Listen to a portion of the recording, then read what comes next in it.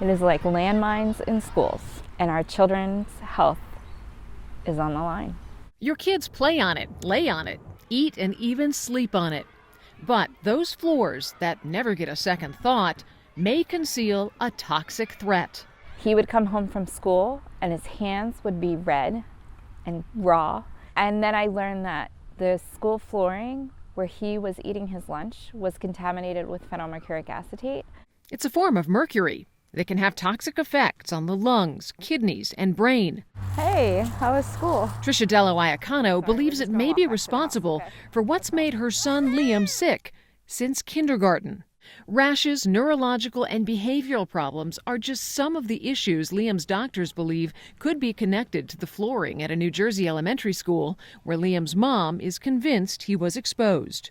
Every year we discover new health issues that can be connected back to his exposures, and it's scary. Starting in the 1960s, mercury was used to help harden inexpensive rubberized floors used everywhere from school gyms and cafeterias to hospitals, daycare, and senior centers. As the floors wear down with age, experts say they're more likely to release neurotoxic mercury gas that can be inhaled.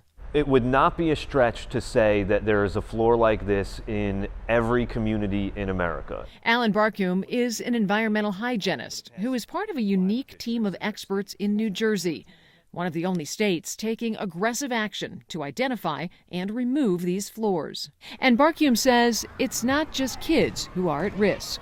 A student is in a gym class for 30 minutes, 40 minutes a day. A gym teacher is in that gym for 8 hours a day. They're breathing mercury vapors that could be hazardous, and they don't have a clue. 100%, if you identify a rubberized floor, it needs to be tested.